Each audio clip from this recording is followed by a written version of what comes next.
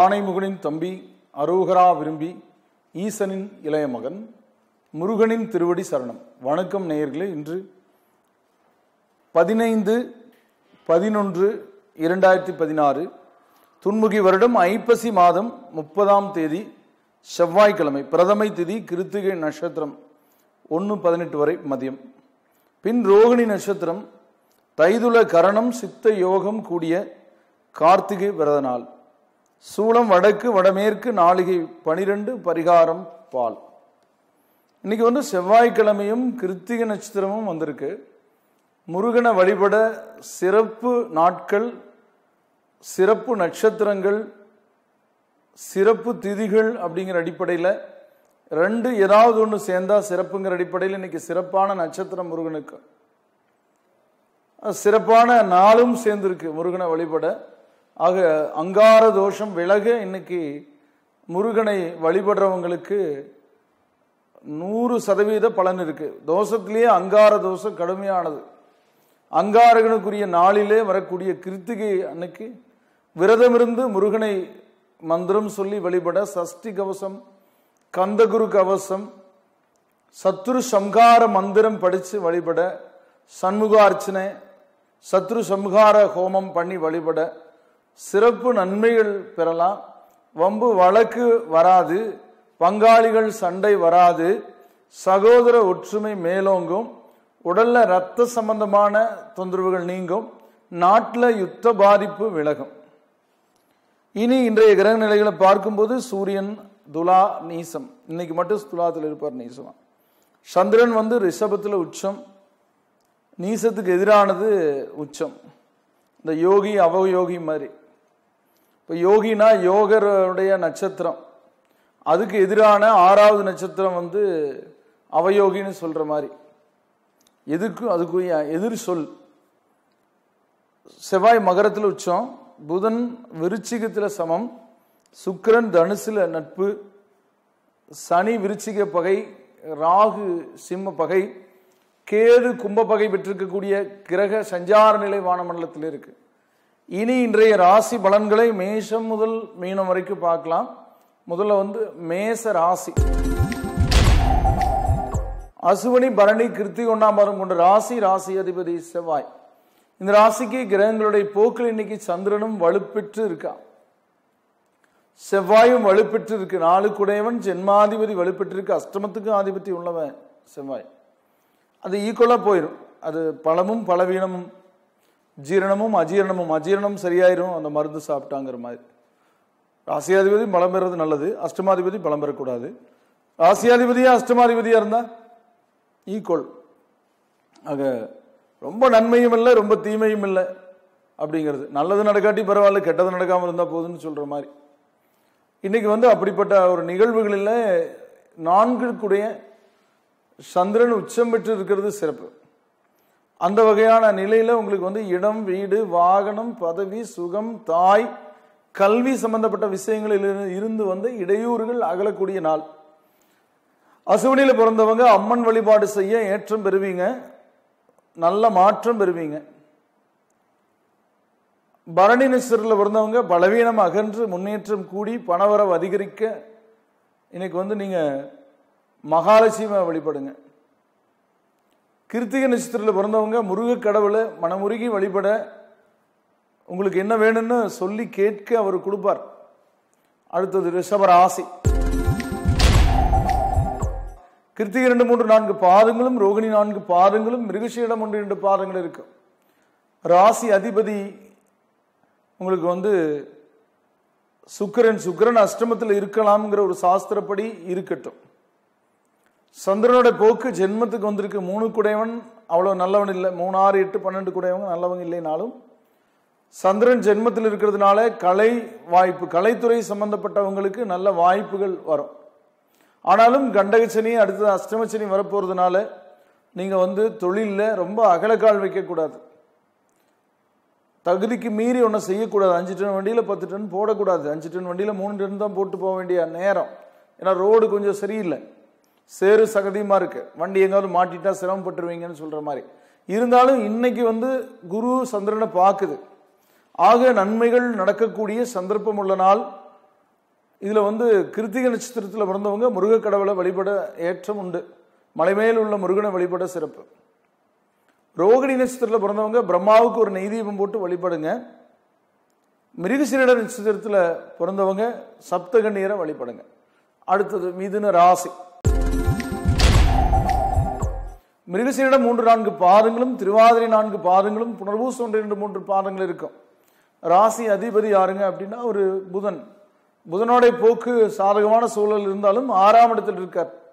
விரயத்தால நன்மைகளை ஏற்படுத்துவார். நல்ல சூழல்களை உருவாக்க சந்திரனுடைய போக்கு இன்னைக்கு வந்து விரயத்தில் நிற்குது. 2க்கு அதிபதி விரயத்தில் இருக்கிறதுனால விரயத்தால நன்மைகளுக்கு உண்டான சந்தர்ப்பம். 7ல் இருக்கிற சுக்கிரன் இணையோட சந்தோஷத்தை அதிகரிக்க செய்வான். குழந்தை வாய்ப்புகளுக்குரிய தருணம் இருக்கு. நல்ல நிகழ்வுகளுக்குரிய வாய்ப்பு, தொழிலில் நல்ல முன்னேற்றம் உண்டாகும். மகிழ்ச்சிக்குரிய நாள். செலவுகள் கூடுதல் நாளானும் மகிழ்ச்சி பெறுவீங்க. ஆக சுப செலவு. மிருகசீரிட நட்சத்திரத்தில் பிறந்தவங்க இன்னைக்கு வந்து சந்திரனுக்கு நெய் தீபம் போட்டு வழிபடுங்க. சந்திர பகவான்னு சொல்லி ஈஸ்வரன் கோயில் இருக்கு. சூரிய சந்திர வச்சிருப்பாங்க. அந்த சூரிய சந்திரனில் சந்திரனுக்கு நெய் தீபம் போட்டு வழிபடுங்க.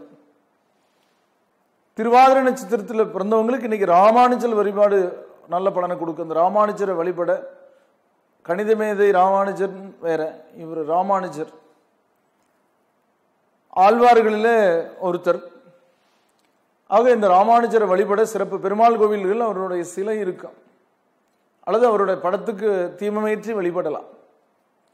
புனர்பூச நட்சத்திரத்தில் பிறந்தவங்க நல்ல பலன்கள் கூடுதலா பெற ஆஞ்சநேயருக்கு வெற்றிலை மாலை கொடுத்து வழிபடுங்க.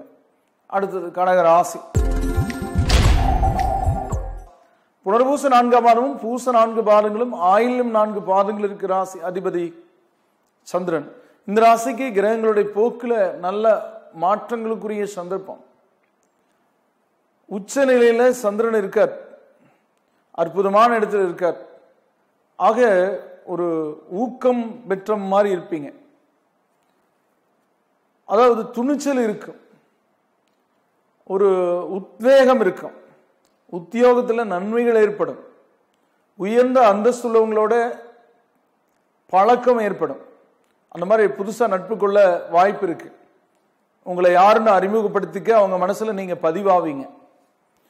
புனர்பூச நட்சத்திரத்தில் பிறந்தவங்களுக்கு அரசியல் இனிக்கும். நவகிரகங்களை கும்பிடுங்க. பூச நட்சத்திரத்தில் பிறந்தவங்களுக்கு ஏஜென்சி வழி தொழில் கூடுதல் முன்னேற்றம் ஏற்படும். ஆயில்ய நட்சத்திரத்தில் பிறந்தவங்க ஆடை ஆபரணம் சம்பந்தப்பட்ட வியாபார நிறுவனம் வச்சிருந்தீங்கன்னா கூடுதலான கஸ்டமர்ஸ் வருவாங்க. கல்வியில் ஏற்றம் இருக்கு. அரசியல் சாதகமாகும். நீங்க முருகனை வழிபடுங்க. அடுத்தது சிம்ம ராசி. மகம் 4 பாதங்களும், பூரம் 4 பாதங்களும், உத்திரம் 1 பாதமும் இருக்கும். ராசி அதிபதி சூரியன். சூரியன் இன்னைக்கு நீசத்தில் இருக்கார். நாளைக்கு இடமாற்றம் ஆகிறது உங்களுக்கு சாதகமா இருக்கும். இன்றைய கிரக நிலையிலே சந்திரன் வந்து விரையாதிபதி பலம் பெற்றிருக்கார். ராசியாதிபதி நீசம் பெற்று விரையாதிபதி பலம் பெறும்போது செலவு பண்ணி தான் ஒரு காரியத்தை நடத்த வேண்டிய சூழல். அதுல கூடுதல் செலவு பண்ணி நடத்த வேண்டிய சந்தர்ப்பம் இருக்கு. குரு நல்லிடத்தில் இருக்கிறதுனால காரியம் நடக்கும். ஆனா கூடுதல் செலவழிச்சு நடக்குங்கிற அடிப்படை. தூரமா ஒரு இடத்துக்கு போனா ஒரு பொருள் வந்து ஒரு குறிப்பிட்ட அமௌண்ட்ல வாங்கிட்டு வரலாம். ஆனா அது உள்ளூர்ல வாங்கும்போது கூடுதல் விலை. ஆனா போறதுக்கு நேரம் இல்லை. அப்ப என்ன பண்ண முடியும்? விலை அதிகமா போனாலும் பரவாயில்லன்னு நமக்கு தேவை என்ன, அதுதான் முக்கியம். அந்த மாதிரி சூழல்களில கூடுதல் செலவழிச்சு காரியம் மாற்றக்கூடிய நாள். மகம் நட்சத்திரத்தில் பிறந்தவங்க தன்வந்திரி பகவானை வழிபடுங்க. பூர நட்சத்திரத்தில் பிறந்தவங்க பலவீனம் அகன்று மனபயம் நீங்கி முன்னேற்றம் பெற பார்வதி தேவியை வழிபடுங்க. உத்திர நட்சத்திரத்தில் பிறந்தவங்க முருக கடவுளை வழிபட சிறப்பு கூடி வரும். அடுத்தது கன்னி ராசி. உத்திரை 2, 3, 4 பாதங்களும், அஸ்தம் 4 பாதங்களும், சித்திரை 1, 2 பாதங்கள் இருக்கு. ராசி அதிபதி புதன். இந்த ராசிக்கு சிறப்புக்குரிய நற்பலன்கள் இன்னைக்கு சந்திரன் அஷ்டமத்திலிருந்து விலகி திரிகோணத்தில் இருக்கிறதுனால நடக்கும். சுக்கிரனுடைய போக்கும் சாதகமா இருக்கு. லாபாதிபதி உச்சம் பெற்றிருக்கு. அஷ்டமாதிபதியை குரு பாக்குது. ஆக பலவீனங்கள் அகன்று முன்னேற்றம் பெறக்கூடிய நாள். உத்திர நட்சத்திரத்தில் பிறந்தவங்களுக்கு முருகன் வழிபாடும் சஷ்டி கவசம் படிக்கிறதும் சிறப்பு கிடைக்கும். அஸ்தத்தில் பிறந்தவங்க பலவீனம் அகன்று முன்னேற்றம் கூடி வர, கல்வியில ஏற்றம் பெற சரஸ்வதியை வழிபடுங்க. சித்திர நட்சத்திரத்தில் பிறந்தவங்க விஸ்வகர்மாவை வழிபடுங்க, சிறப்புகள் கூடி வரும். அடுத்தது துளாராசி. சித்திரை 3-4 பாதங்களும், சுவாதி 4 பாதங்களும், விசாக 1-2-3 பாதங்கள் இருக்கு. ராசி அதிபதி சுக்கிரன். இந்த ராசிக்கு அஷ்டம சந்திரன் கொஞ்சம் குழப்பங்களை ஏற்படுத்துவார். காரியங்கள் நடந்திருந்தாலும் கூட, நல்லபடியாவே நடந்திருந்தாலும் கூட, ஏன் இதை விட வேற மாதிரி நடந்திருந்தா பரவாயில்லன்னு நினைக்க தோணும். மனிதனுடைய வாழ்க்கை நிலையில நீங்க பாத்தீங்கன்னா, எது இல்லைன்னு ஒருத்தரை கேட்டு பாருங்க, அடுக்கடுக்குன்னு அடுக்குவார். எனக்கு அது இல்லை, இது இல்லை, அது இல்லை, இது இல்லைன்னு. எது இருக்குன்னு கேட்டு பாருங்க, யோசனையே வராது. இருக்கிறதெல்லாம் மறந்துடுறாங்க, இல்லாததான் யோசிக்கிறாங்க மனுஷன். அந்த மாதிரி இல்லாததை நினைச்சு கவலைப்படக்கூடிய சந்தர்ப்பத்தை உருவாக்குகின்ற நாள். ஆக இருக்கிறத நினைச்சு சந்தோஷப்படுங்க, இல்லாததை எண்ணி வருத்தப்பட வேண்டாங்க. இல்லாததை வாங்கிறதுக்கான, அடையிறதுக்கான முயற்சிகள் எடுங்க. அதுதான் ஆக்கப்பூர்வமான செயல். சித்திர நட்சத்திரத்தில் பிறந்தவங்க நீங்க சக்கரத்தாழ்வாருக்கு துளசி மாலை இட்டு வழிபடுங்க, சிறப்பு பெறுவீங்க. சுவாதி நட்சத்திரத்தில் பிறந்தவங்க சிவபெருமான வழிபடுங்க, சிவபுராணம் படிச்சு. விசாக நட்சத்திரத்தில் பிறந்தவங்க இன்னைக்கு தட்சிணாமூர்த்தியை வழிபட பண தேவைகள் பூர்த்தியாகும், மன நிம்மதி கிடைக்கும். அடுத்தது விருச்சிக ராசி. விசாக 4 பாதமும், அனுச 4 பாதங்களும், கேட்டை 4 பாதங்கள் இருக்கு. ராசி அதிபதி செவ்வாய். இந்த ராசிக்கு ராசியாதிபதியோட பலம் கூடுதலா இருக்கு. எடுக்கிற வேலை எளிதில் நடக்கும், சுப நிகழ்வுகள் குடும்பத்தில் நடக்கும். ஆனா செலவுகள் ஆகும். சுப நிகழ்வு நடந்த செலவாகத்தானே செய்யும். சம்பாதிக்கிறது செலவு பண்றதுக்கு தான். அதே உபயோகமா செலவு பண்ணும்போது மனசு ஆனந்தம் அடையும். ஆனா அப்ப கூட சில பேருக்கு செலவே இல்லாம இந்த காரியம் நடந்த எப்படி இருக்குன்னு நினைக்கிறவங்க இருக்காங்க. பணம் அப்படியே வச்சுக்கணும், அவங்க யாராவது செலவு பண்ண பரவாயில்லன்னு நினைக்கிறவங்க இருக்காங்க. ஆனா அது என்ன, எப்படிங்க, அது எந்த வகையில சரின்னு எனக்கு தெரியல. நம்மளுடைய செலவு நாம தான் செய்யணும். பிறர் எதிர்பார்த்தா நம்ம வாழ்றோம். நம்ம குழந்தைகள் பிறர் எதிர்பார்த்தா வந்துச்சு, பிறர் எதிர்பார்த்தா நம்ம கல்யாணம் பண்ணிட்டோம். அது யாரா இருந்தாலும் சரி, நமக்கு அந்த மாதிரி சிந்தனை இல்லை, உங்களுக்கு இருக்காது. விருச்சிக ராசியிலேயே விசாகத்தில் பிறந்தவங்களுக்கு நவகிரக வழிபாடு நற்பலன்களை கொடுக்கும். அனுச நட்சத்திரத்தில் பிறந்தவங்களுக்கு சரஸ்வதி வழிபாடு கல்வியில் இருந்த மந்த நிலை மாறும். கேட்ட நட்சத்திரத்தில் பிறந்தவங்க சனி பகவானுக்கு நல்லெண்ணெய் தீபம் ஏற்றி வழிபடுங்க. ஜென்ம சனியோட பாதிப்பு குறையும், உடல் நலம் மேம்படும். அடுத்தது தனுசு ராசி. மூலம் 4 பாதங்களும், பூராடம் 4 பாதங்களும், உத்திராடம் ஒரு பாதை இருக்கு. ராசி அதிபதி குரு. இந்த ராசிக்கு இன்னைக்கு கிரக நிலைகளோட போக்கு ஓரளவுக்கு இருக்கு. அஷ்டமாதிபதி பலம் பெற்று மறைஞ்சிட்டான், அஷ்டமாதிபதி கெட்டு போயிட்டான்னு சொல்லலாம். எட்டவன் கெட்டிடில் கிட்டிடும் ராஜயோகம்னு ஒரு வகையில சொல்லலாம். அந்த வகையில குருவோட பார்வை அஷ்டமாதிபதிக்கு இருக்கிறதுனால உடல் நலத்தில் ஏதாவது தொந்தரவு இருந்தா இன்னைக்கு டாக்டர் போய் பார்த்தீங்கன்னா ஒன்றும் பிரச்சனை இல்லை, போங்க, இந்த 4 மாதத்திலே சாப்பிடுங்கன்னு தான் சொல்லுவாங்க. நீங்க வழிபாடு செய்யுங்க. அதோட நாங்க டாக்டர் மாதிரி நாங்க கொடுக்கிற மாத்திரை கிடைக்கிற மெடிக்கல் ஷாப் கோயில். தெய்வ மந்திரங்கள் தான் மருந்து, தீபமேற்றி வழிபடுறது தான் மருந்து. அந்த வகையில் இன்னைக்கு மூல நட்சத்திரக்காரங்க தட்சிணாமூர்த்திக்கு விளக்கேற்றி வழிபடுங்க. பூராடத்தில் பிறந்தவங்க சிவனை வழிபடுங்க.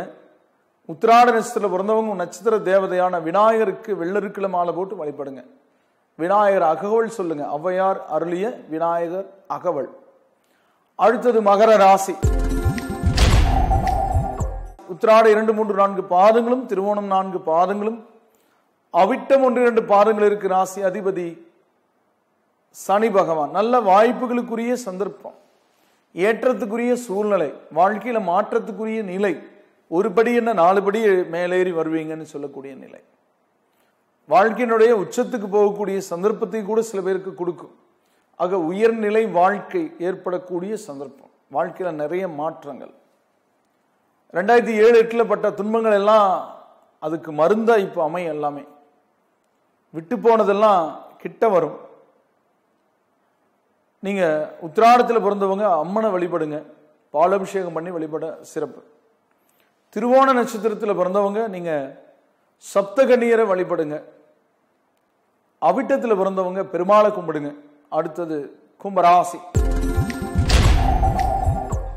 அவிட்டம் 3-4 பாதங்களும், சதயம் 4 பாதங்களும், பூரட்டாதி 1-2-3 பாதங்கள் இருக்கிற ராசி அதிபதி சனி. இந்த ராசிக்கு கிரகங்களுடைய போக்குல சிறப்புகளுக்குரிய சந்தர்ப்பம் இல்லைனாலும், ஆனா அந்த சிறப்பை தடுக்கக்கூடிய சந்தர்ப்பங்கள் இருக்கு. 6 குடையவன் உச்சம் பெற்றிருக்கான். எதிரி உச்சம் பெறக்கூடாது, அஷ்டமாதிபதி பலம் பெறக்கூடாது. ஆக 6 குடையவன் பலம் பெற்றிருக்கிறதுனால உடல்ல அசதி, சோர்வு, கடன் பட நேருன்னு சொல்றேன். சூழ்நிலை சந்தர்ப்பங்கள், நம்ம சொத்து இருக்கோம், நம்ம பணம் ஒருத்தர்கிட்ட இருக்கோம், நமக்கு வராது. அப்ப நம்ம வேற ஒருத்தர்கிட்ட கடன் வாங்க வேண்டிய, நீங்க எல்லாருக்கும் கடன் கொடுத்துட்டு இருந்தீங்க, இப்ப கடன் கேட்கறீங்கன்னா கொஞ்சம் ஒருத்தவங்க இழிவா கூட பேசுவாங்க, ஒரு இதா பேசுவாங்க, பட் நம்மளை பலவீனப்படுத்தின மாதிரி பேசுவாங்க. அதனாலதான் ஓரளவுக்கு வந்துட்டோம்னா நம்ம தேவைகளுக்கு நம்ம கொஞ்சம் சேமிப்பு வச்சுக்கணும். ஒரு பொசிஷன்ல வந்துட்டு அப்புறம் போய் ஒருத்தர்கிட்ட கைகட்டி நிக்க நம்ம மனசு இடம் கொடுக்காது. ஆக ஒரு லெவலுக்கு வந்தாச்சுன்னா கொஞ்சம் கையை நாம்பி பிடிச்சி வச்சுக்கணும். தேவைகளுக்கு அதுக்கான சூழல்களை உருவாக்கி வச்சுக்கணும்.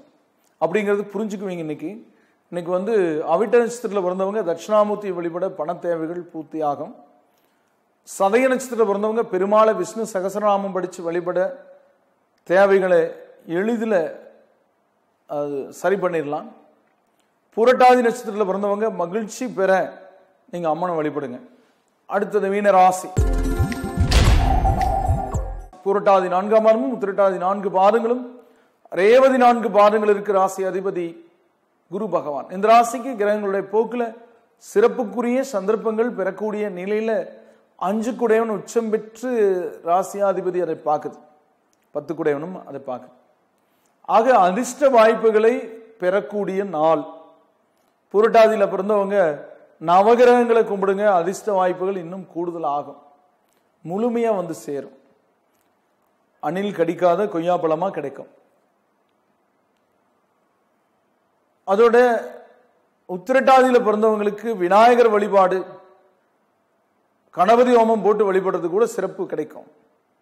ரேவதியில பிறந்தவங்க சிவனை கும்பிடுங்க, பசுவுக்கு ஏதாவது தீவனம் எடுத்து போடுங்க, அகத்துக்கீரை ரொம்ப சிறப்பு.